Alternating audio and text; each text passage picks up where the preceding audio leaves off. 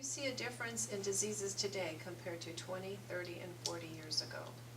A difference in diseases? Yes. If you want to go 20, 30, 40, 50, 60, 70, 100 years ago, a lot of differences. If we look at diseases over a period of the last 1,000 or 2,000 years, there are a lot of diseases in the last 100 years or in the last 50 years that were not present 100 years ago. And these are diseases that we have been able to relate to the body's reaction to the dental materials. We didn't have AIDS. We didn't have Crohn's disease.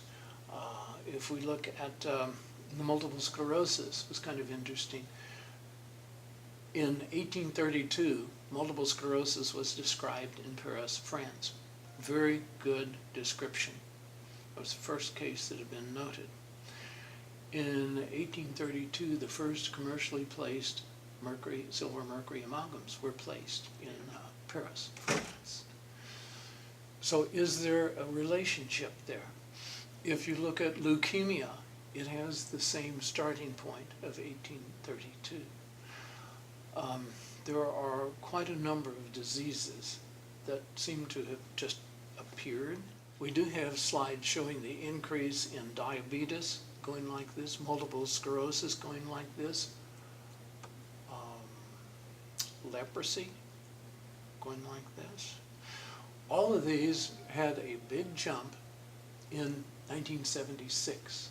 They're going along like this, and all of a sudden they start up. In 1976 is when they came out with the high copper amalgam, putting out 50 times more mercury than the fillings of the year before.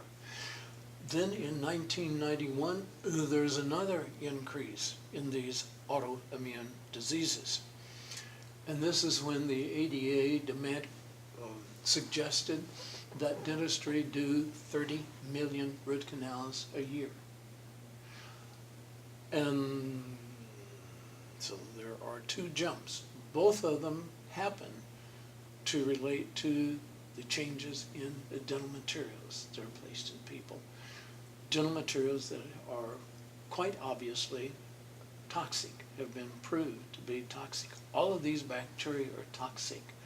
All of the metals that are in amalgam are toxic. So why do we use all this? What's the most important thing in the world?